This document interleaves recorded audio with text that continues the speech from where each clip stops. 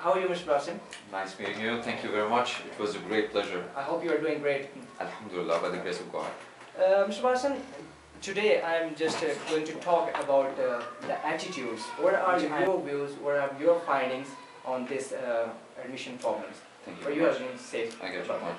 Actually, let me give you a brief idea about our school, Kingston School. It's it's a special school for very special inclusive educations for special disabled kids. Okay, so what we try here, to improve and give a chance for those disabled kids to have a better future, better learning facilities, and better hopes instead of being neglected by the society. Did you get my point? Yeah, exactly. Actually, we've been trying our best to start on a very limited resources, okay, and we are trying our own funds, our own facilities available by contributing all together to provide the best sector of each and everything to the kids and to the students. Okay. But we're having a lot of problems, as you just mentioned in your speech. First of all, most of these disabled people or kids belongs to a very poor families, okay? Now let's be realistic, okay, for a while. They cannot afford to submit their own natural, normal kids. So what to talk about the disabled, special in hearing problems, speech problem, or mental problems, different problems, okay? So fee structure is the first burden. Still, we took that in consideration by keeping in mind if there are such types of students who are very well talented and there are good expectations, very good results expected from them. So we are donating ourselves to sacrifice for these kids. We still accept so many students with completely free, zero balance, okay, with no fees. No fees.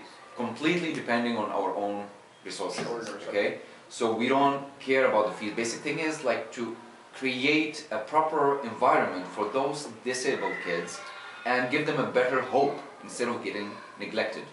The other problems we have, the transportation. Most of the parents, they are getting problem in bringing their kids. For example, a kid on wheelchair, definitely he won't be able to walk. Okay? So they have to bring him in a special car, special aid, special kit, special seats. Everything is special.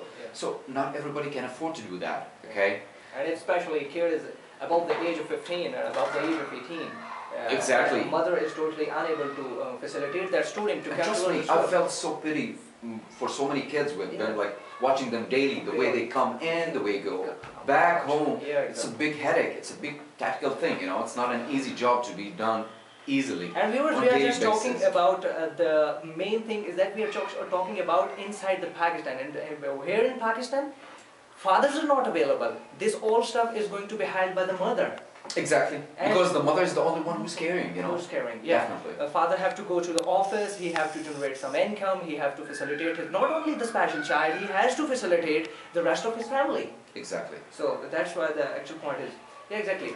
And plus, beside the transportation problem, there are some other features hearing problem kids who cannot hear properly, those who have special deformities and speech problem, okay, those who have limbs problem like paralysis and stuff by birth even, or accidental.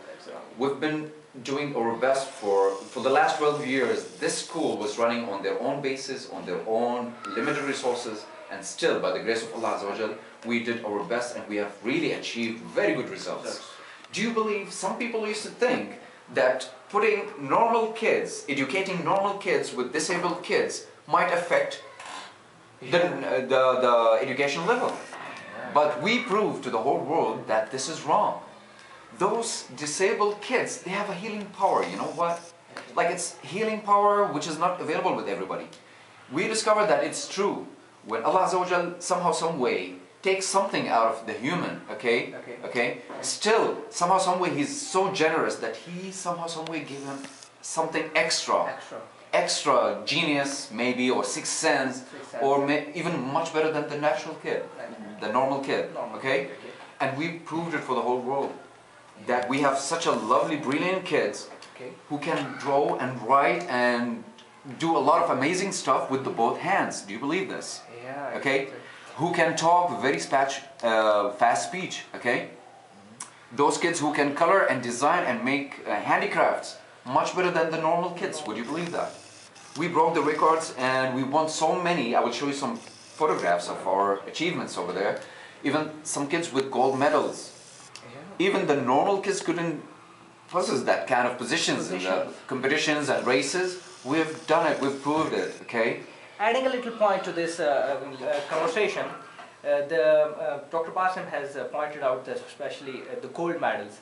I'm going to just tell my viewers that these gold medals are not in a school competition. These gold medals are not in the division competition. These are in safe games. The gold medal which our students have won, we have four children or three children, I think so, that who have taken the gold medal in safe games. They are representing not only their homes, they are not representing not only their speciality, they are just not only representing the missing thing in their body, they are just representing